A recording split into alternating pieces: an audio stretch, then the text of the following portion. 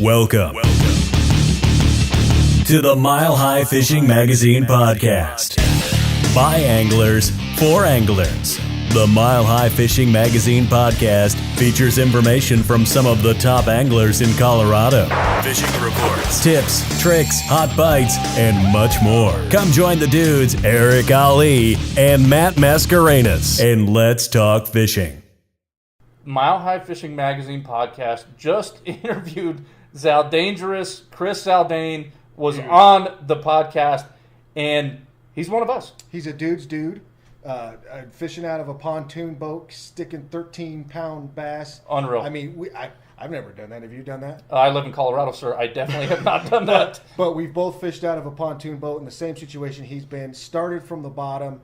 Now look where he's at. Huge. That was so awesome. So, guys, this podcast is just packed full of information that's going to help you guys catch fish, and his passion rings through. Yeah. He'd be fishing regardless if he was making money for it. It's the salty earth kind of guy. You can feel it. You can feel it. It's just great. And one of the things that we want to bring up, guys, is this podcast is brought to you by the Co team. Yep. So Paul Co and his team of realtors, just if you're selling a house, if you're buying a house, I can tell you from firsthand experience, he's going to make the process easier, and he's either going to make you more money or get money off the home that you're purchasing. For sure. And he's helped, we both have personal experience with him. He's helped my aunt purchase a home. He's helped my brother's friends and friends of mine, too, as well, sell their homes. And for you, talk about what he's done for you. Dude, so my dad was in charge of selling my grandma's estate. We were working with somebody for 9 or 10 months. Nothing was happening. Paul got it sold in 2 weeks, guys. So all your real estate needs, reach out to the Co team. Their contact information will be on the notes for this podcast. We can't recommend them enough. And now, without further ado, the dudes with Chris Zaldain. Hi, Chris. How's it going? You're with the dudes, Matt and Eric. Hey, what's going on? Matt and Eric, how's it going? Brant's in the background there somewhere, huh? Yeah. He's back there. He's right there. Cool. So, Chris, congratulations on your finish with the Classic. I mean, we were all watching, rooting for you. Matt and myself were both troll car guys, but you had that gigantic day on day 2, and you stuck to your guns on day 3. Can you talk to us a little bit about day 2 and day 3 of the Classic? Yeah, no. So let's back up to practice of the Classic there in Knoxville along the Tennessee River. Practice was it's much like Colorado. There was cold. The water was flowing. It was just a little dirty. For 3 days of practice, I told myself, hey, look, I'm going to fish to win. I'm going to do what I know how to do. Growing up on the West Coast in California, we throw swimbaits. Swimbaits and a big spinnerbait, larger than normal baits. For the first 3 days of practice, I established areas on the main river channel. And I just try to, stay on the main river where I knew the fish wintered over the last few months, and would be pulling up pre-spawn, feeding on larger than normal baits. I had a really good practice for 3 days. Water was flowing, water was dirty but clearing up, and then we had a couple days of media day and dinners and meet and greet, stuff like that. And then we had our official practice day, which was a couple days before the event started. Where I messed up was I went all the way up the Tellico River and just started flipping laydowns, and I caught a 6.5 pounder in practice on a laydown in the very back of a creek, typical pre-spawn to spawn river fishing. Now catching the 6.5 pounder on paper, I thought, hey, the first day of the tournament, let's go back up this creek. And let's flip every laydown in this creek, and you'll come in with a good bag because of what you saw in practice. The big ones are pulling up. So again, on paper, I was going to win the Bassmaster Classic by flipping laydowns. Day 1 of the tournament, go all the way up there, only weigh 9 pounds. It was one of those things. It was a false clue. Or a negative clue, I like to call it, during practice. Catch a 6.5, and it brings you back to that area, and things change. And during that time, that far runway up the Tellico River, I passed all these waypoints that I had marked on the main river in Fort Loudon that I like to throw a swim bait on, and I like to throw a big spinnerbait on. So on day 2, We got rid of the live Bassmaster live camera. We got rid of all the spectators. I didn't even have a GoPro on my boat. And it was just one of those days on day 2 where you just enjoy it. And that's why we all do this. I don't care if you fish Bassmaster Elite Series, you fish, Bass Pro Tour, you fish Costa's FLW Tour. I just love fishing. Enjoy days of fishing where you go out and set out to just have a successful day, catch the 5 biggest bass you could. And on day 2, I weighed 21.12, the biggest bag of the whole tournament. And again, no spectators, 0 pressure, 0 live cameras. And I just went out and threw my swim bait on all those little rock transitions from, winter, the wintertime bluffs. They transitioned to chunk rock, where I saw a chunk rock transitioned to gravel along the main river. I threw that swim bait across, and man, I was firing on all 8 cylinders. I was zooming in and out of my Lake Master map on my Humminbird graphs there, and I would call my shots. I would say, man, that stretch looks good on the map. Let's fish it. It's a brand new spot. Within 2 or 3 casts, yeah, I would catch a big one on every single spot. So weighed the biggest bag, put myself in contention going into day 3. I was in 3rd place, got to experience the whole Super 6 at the Bassmaster Classic. Was absolutely amazing. Unfortunately, this pattern I had established through practice and during that 2nd day of the tournament, it required either wind or current. And on day 3, unfortunately, we had neither. We didn't have wind, we didn't have current. Wesley Streeter, one of the locals there, told me that they've been pulling water out of that stretch of the river, that Tennessee River there, Fort Loudon, since like November. Gates wide open. Everyone's had a lot of rain this past winter. And on the last day of the Bassmaster Classic, they plugged 2 holes. They plugged 2 gates. They closed 2 gates. So the current wasn't as strong.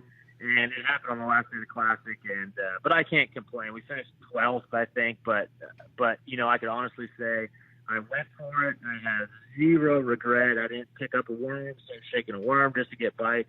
I went for it. I think I weighed 2 fish, I think. But I left it all out there, and in the Bassmaster Classic, that's what you got to do to win. I've never won a Classic, but I know that's the mindset you got to be in, and that is the approach. So I'm absolutely happy with the way I performed. Dude, and we love that. We absolutely love that. Nobody's swinging for 2nd place. Right. The final day of the Classic, and again, being Trocar guys, we were rooting for you all the way through the tournament. And actually, after day 2, we actually went fishing at a little pond here with Mitch. And Mitch, it's Neeson, I want to say is his name. So Mitch has got a question for you. And the funny thing is we were fishing, and as we're walking back to the truck, he goes, tomorrow I think I'm going to come back, and I'm going to throw swim baits like Zaldain. Yep. So we had no idea that you're going to be on. So Mitch's question is, what is the best way to get started in fishing swim baits? Yeah, the best way to get started fishing swim baits, I say it all the time. Growing up in California, I taught myself how to throw swim baits by only bringing a swim bait rod, a swim bait reel, swim bait line, and a single swim bait out there. I left all my crankbaits and spinner baits and jigs behind, and I would do this on days on end and just only bring a big giant swim bait out there. So I forced myself to learn it. And this is back when I was fishing out of an 8-foot inflatable pontoon boat. You guys got a lot of them there in Colorado. Yep. Basically, I just, I'd spend, all day long just throwing a swim bait, forcing myself how to fish a swim bait. I'm not saying to go out and do that. That's a great way to learn. But I would say right now, after 15, 20 years experience doing it, I would say select a swim bait that's not huge. It's not, the California 8, 9, 10-inch swim bait, because you can literally go out 7 days out of the week and only get 1 bite. Now, it's going to be a giant on those 9, 10, 11-inch swim baits, but select a swim bait that's, I call it a tournament-sized swim bait. So over the years, I've kind of blended that whole that swim bait fishing culture. The bigger the bait, the flatter the brim hat. That single, looking for that one giant trophy bite. Now, over the years, I've blended that whole tournament or that whole trophy culture with tournament bass fishing, and the end result is basically, a 5, 6, or 7-inch swim bait where you could go out and catch 3-pounders on it or 4-pounders, or in my case, at the Classic just a couple weeks ago, 5s and 6s. So my tip to you is getting into swimbait fishing. Select one that's in that 6-inch range, and you'll get a lot of bites on it. The MegaBass Mag Draft, awesome swimbait. That's the one I've been throwing on tour, made a lot of money on it over the last couple of years. Or just like your basic, hollow belly paddle tail type swimbait, and just basically throw it anywhere you throw a 3/8 ounce spinnerbait. It's basically all it is. It's a 3/8 ounce spinnerbait. Throw it around laydowns. Now you have to develop a feel for it because you've got exposed hooks. Mm-hmm. You got to develop a feel, and you just got to know how fast it falls. How fast you want to retrieve it, and you kind of maneuver it around dock pilings and laydowns and rocks and things like that. Whereas a 3/8 spinnerbait, you can crash it into anything and bring it through there. So it's just an advanced 3/8 ounce spinnerbait is all it is. It's got a little bigger profile, and it appeals to larger than normal bass. I absolutely love that, because it's every time Matt and myself are talking about any new technique, right. leave the rest of the stuff at home. Yep. And that's it, man. Yep. And that's it. As soon as you said that, Chris, that you fished out of a pontoon boat, and kind of like we do back at home, Eric over here is Johnny on the spot. He pulled up a picture of you in holding a that's a boat. It's a 13. It's a 13. Yeah, it's a 13. In that you're in a pontoon boat. And Yep. I've caught a lot of big ones out of that pontoon boat. Nice. Humble beginnings. We all have to start somewhere. Yep. I remember, getting out of school and having that thing strapped to the top of a hand-me-down, the Ford station wagon my dad gave me for, just to drive around. But that I was so just in tune and intimate with the fishing because I was at eye level with the bass I was catching. It was really cool. That particular getup. It's an 8-foot pontoon boat, and a lot of trout guys, up in Colorado, Northern California, use those to float the streams and such. And I did the same thing, but for bass out on the California Delta, Clear Lake, growing up. But it really forces you to you can't crank up the big boat and run 2 miles down the river. It forces you to fish what's in front of you right then and there. And then again, you bring one rod, forces you to fish one rod in one area. And I highly recommend that if you want to learn a lot, you got time on your hands, and you don't, you can get one of those little kick boats or float tubes for, under $500. So definitely a really cool place to start for those who don't fish all the time or don't get to fish out of a brand new bass boat every year. I think between the three of us sitting in this room right now, me, Eric, and Brant, we've all owned pontoon boats. I've owned a Sportsman's 9-footer. You've had a couple of them. Oh, dude, you start with the Cheerios, you move up to the U-boat, then you get the pontoon boat. That's right. And that's exactly right. Yes. Yeah, the tubes and the U-boat and the pontoon boat, and then now the big thing's kayak fishing. It's cool, man. And every single one of those guys, it's a lot of work. You got to inflate the thing. You got to work. You inflate it. You put the waders on, the flippers on, and all that. And every single guy that does it, it doesn't take it for granted. Just being out there on the water and enjoying, being at eye level, at fish's level, and just enjoying every bit of it. I mean, that's man, I'll never ever forget those times in that kick boat because I learned so much, and I still apply. On the water today, fishing the Bass Master Elite Series, I apply what I learned, the fundamentals of bass fishing back in my kick boat. I apply that today. It's so cool. Dude, freaking cool. How cool is that? And so the one thing that actually ended up getting me with fishing the pontoons is the process. If you don't have a big truck, you got to inflate them. So you get to the lake, you inflate them. You develop your own system. That's the funnest part. But it's like a half-hour ordeal. It can be, yeah. It is.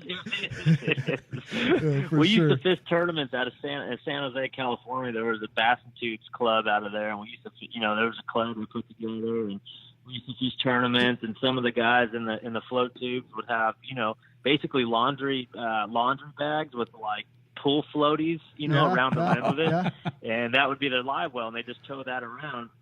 But me, I was big league, man. I had the kick boat that was sat above the water, and I had like a a Rubbermaid bin. I think it was like a 20-gallon bin with an aerator. You know, I was pimping. I was going to ask. I've seen things on YouTube, kind of back there, back on the West Coast with stuff like that, and they would develop their own live well out of coolers. Yep. Oh, dude. Yep, that was us, man. That was us.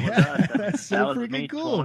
25 years ago, man. So cool. It was awesome. 20 years ago. How cool is that? So everybody that's watching this, all you young anglers. So, Chris, we got a lot of competitive high school anglers that watch the podcast.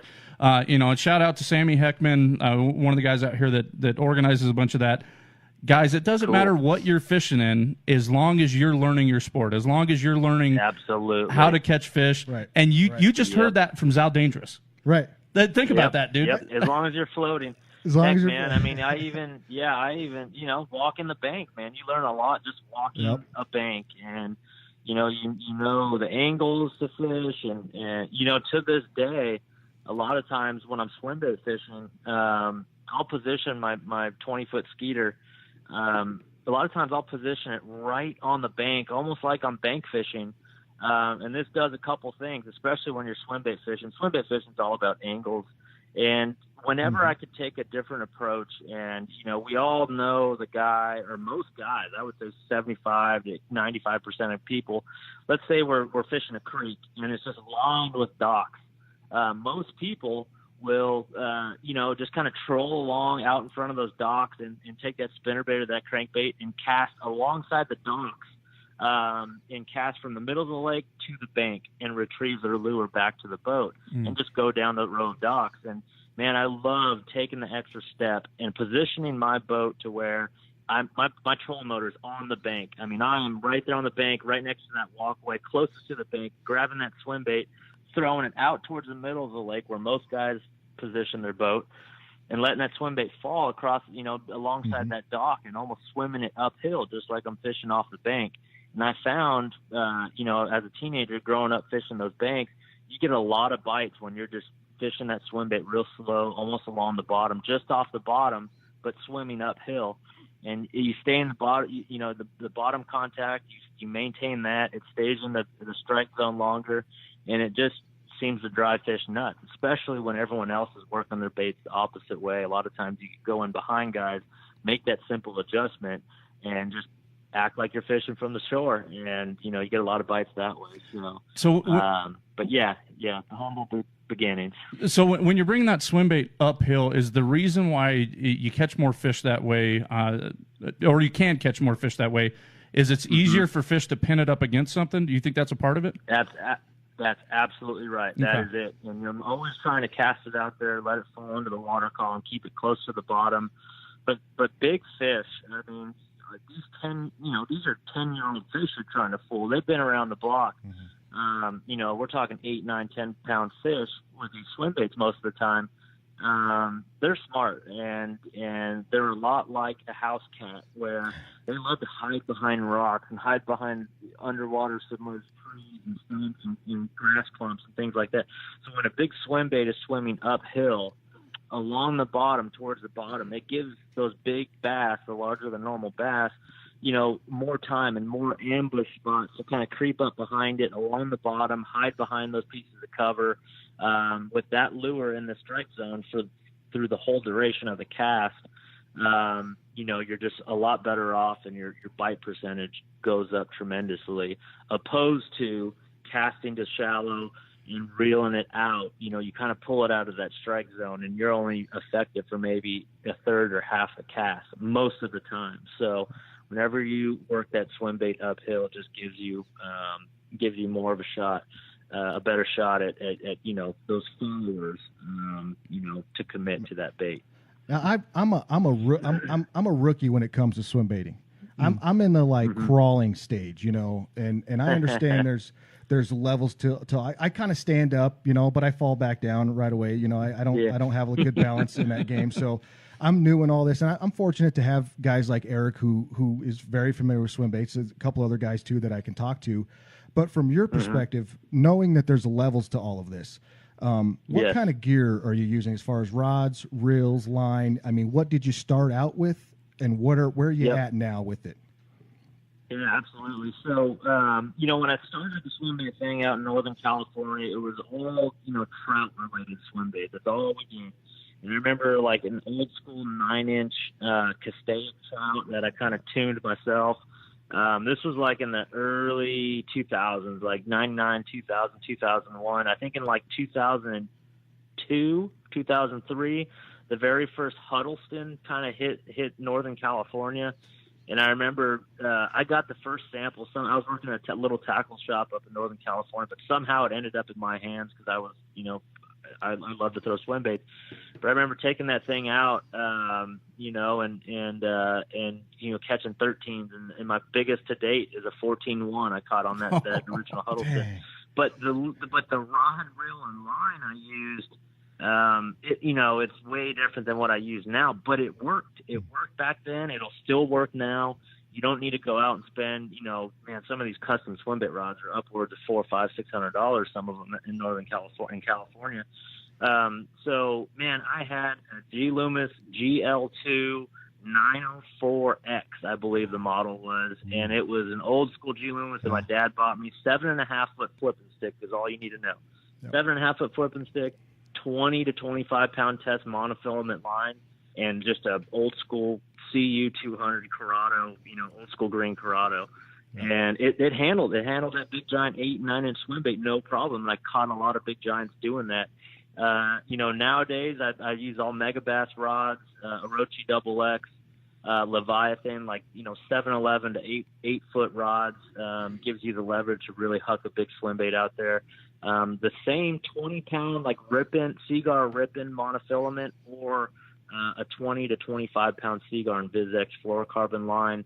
And then I upped it to a 300 size reel. I love a 300 size reel. I really can't get off of a Shimano Corrado. I'm left-handed, so it's a 301. Yeah. So 300 size E-Series reel. It's one of those old school green ones. Can't find them now. The Shimano Tranks is one that's kind of new. I still haven't really converted yet. Didn't get off the old Corrado 301. Love that.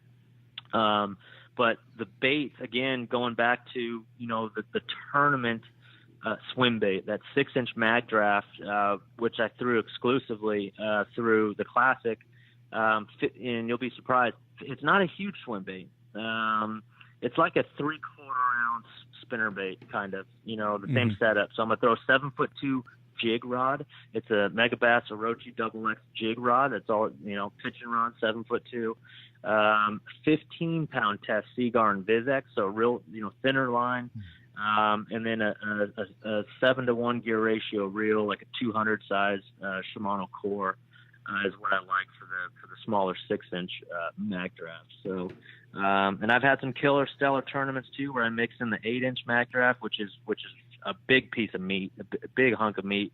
And when I pull that thing out, I'm trying to win by a lot. Put it away, put it in the bag. Exactly. So awesome, Chris. Exactly. In the Corrado, anytime you talk Corrado in Colorado, we got to give Jeff Hester. Hester, that's all he throws is those Corrados. Yep. And so swim bait fishing in Colorado, actually, just like anywhere else in the country, it came to Colorado via California. And our good buddy George Morris. He started a lot of the buzz out here from fishing with his cousin Dan, and I want to say Dan's last name was Connor, and he had a rat. I just sent George a message to see the name of Dan's rat, but we want to give a shout out and just honoring Dan for bringing swim bait fishing to Colorado, and then George as well. George was the one that brought it out here. And then another thing that we have out here, Chris, that we're kind of celebrating today. So one of our good buddies, Sam Heckman, he got the youth fishing license that used to be an adult price. He got it down to $9.75. So now in Colorado, 16 and 17-year-old kids can fish for $9.75. And that came. Oh, that's awesome! And that came from the heart of a bass fisherman. So I thought you'd appreciate those two things. Good job, Sam. There you go. How cool Good job, is Sam. how cool That's is that? Yeah. Matt, you got anything else for Chris? Sweet. I just wanted to ask. I'm sure you're used to it by now, but when you first walked out into that stage, whether it was a classic or just a regular BASS tournament, whatever it may have been. what was going through your head? Or because I see you guys go out there on the stage, and I'm trying to think of, I've never been in anything like that. I mean, I won. I think I took a third place in a golf tournament one time, and I mean, I walk out. But it's nothing like walking up onto the stage with the possibility to win, what's on the line to win there. So Super Bowl. What's the feeling like? Like, are you amped up? Are you pumped up? Like, what's going through? 2012. Yeah, 2012 was my rookie campaign on the Bassmaster Elite Series, and it was my dream job. So I was nervous pretty much all year long. And here I am, 8 years later. I feel like I'm comfortable, but I'll tell you what, a couple weeks ago on the Classic stage, I was shaking. I knew I had a giant bag, and I was shaking. Man, my heart was pumping.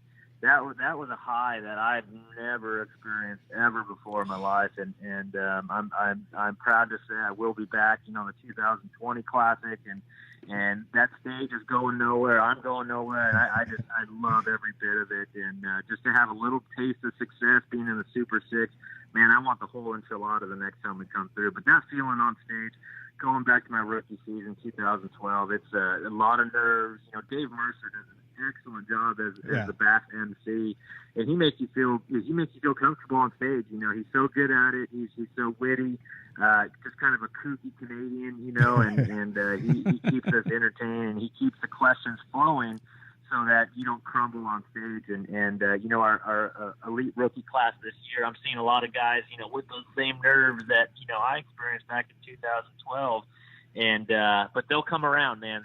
I'll tell you what. The thing that helps you overcome those nerves being on that stage and with all the people and the live feed and all that, I'll tell you the very best thing to calm those nerves and to get over those nerves is by whacking a huge bag of fish, a big, giant 5 bass limit. And I'll tell you, that bag speaks for itself. So we kind of did that at the Classic, and I felt like I could have weighed in that bag and just I didn't even have to say a word, and it just kind of speaks for itself. So really looking forward to, after Classic, the rest of the season. We've got Lake Hartwell coming up in 2 weeks. That's going to be a swim bait lake as well. Awesome. But it's also it's a great swim bait lake for both spotted bass and largemouth bass.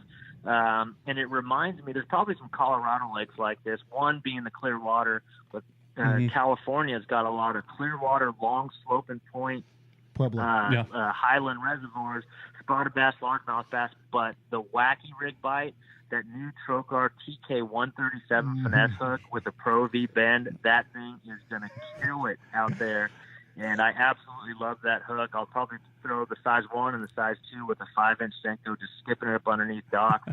If they don't bite my swim bait, I'm gonna chuck that TK137 Pro V finesse hook with a wacky rig Senko, and I'll clean house with that thing. I guarantee it. So I'm really looking forward to the Lake Hartwell coming up in a couple weeks. Dude, that's so awesome. So Brant got me some of the TK137s.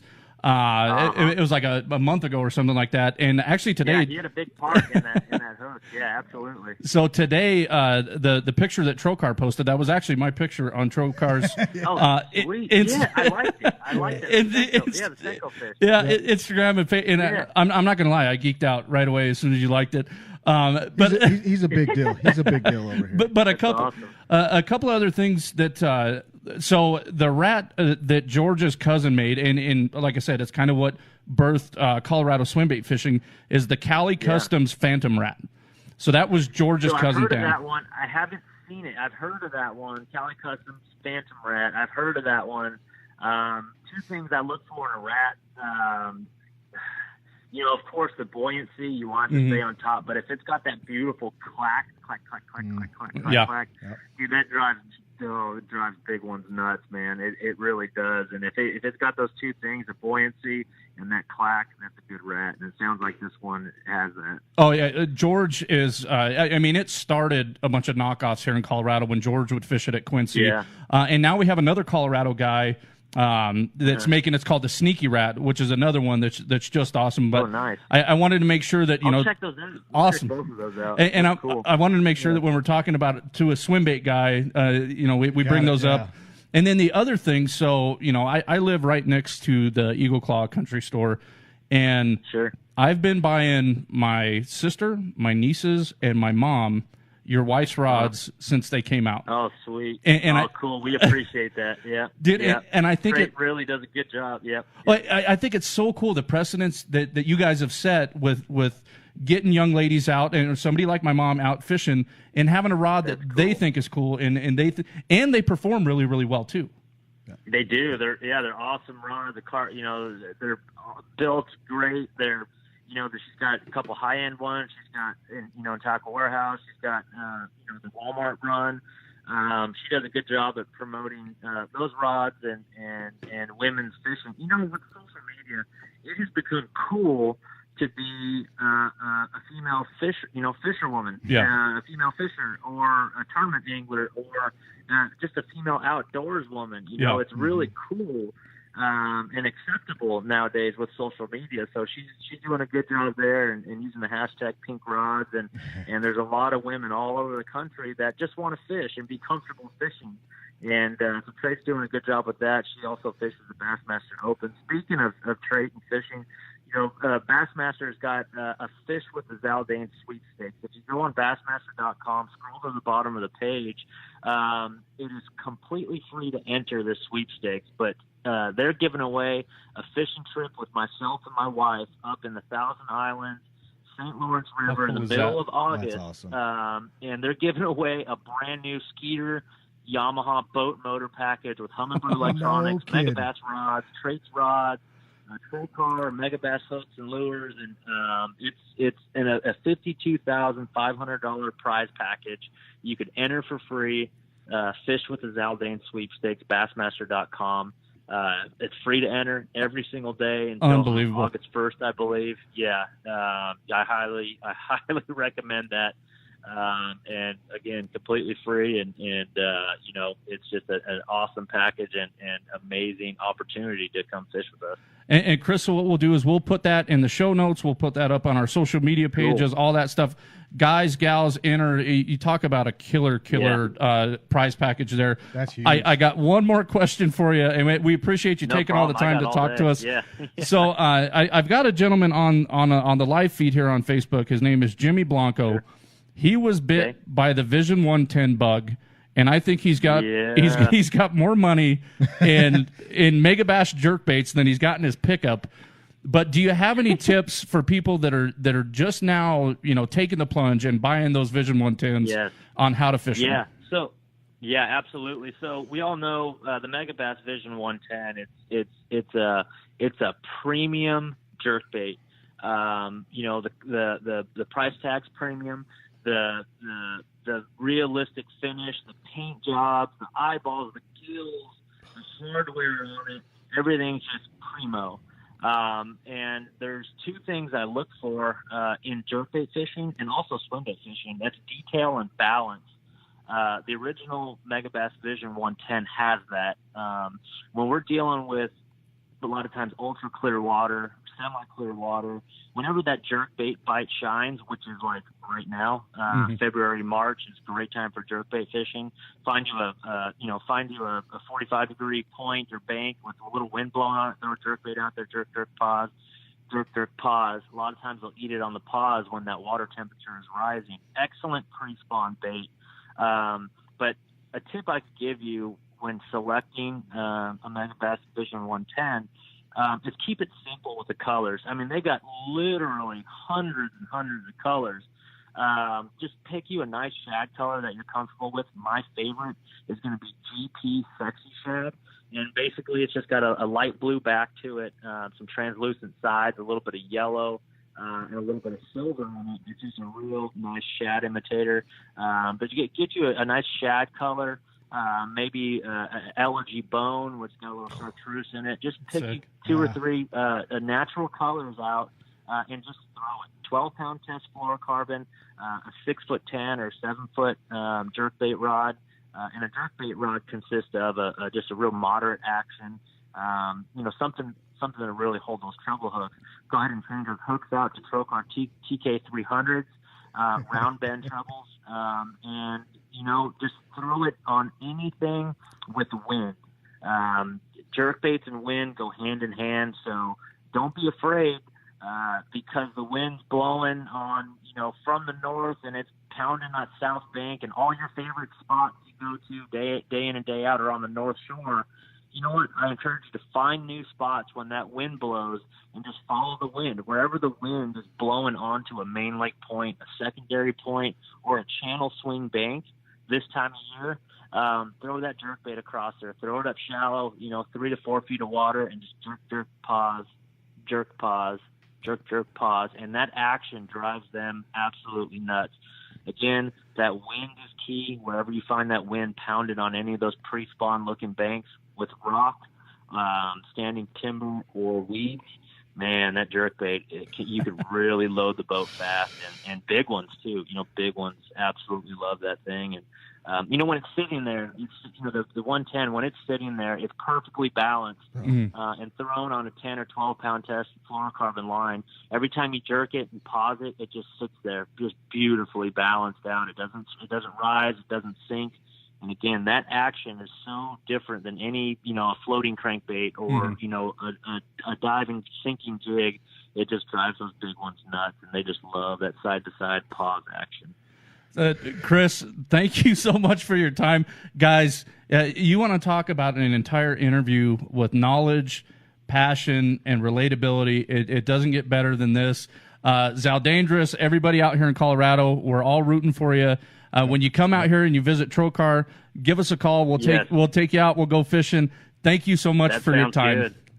Thanks, Matt, Chris. Eric, Brent, I appreciate it, guys. Thank you so much, and I will take you up on that. Matter Awesome. of fact, I'll probably come out there to Denver in the fall, and I will look you guys up. We'll make a day out. Definitely. Can't Definitely. wait. Thank you so much, Chris. We appreciate it. Thank you. All right, guys. You guys have a good one. We'll talk to you soon. See you. Bye.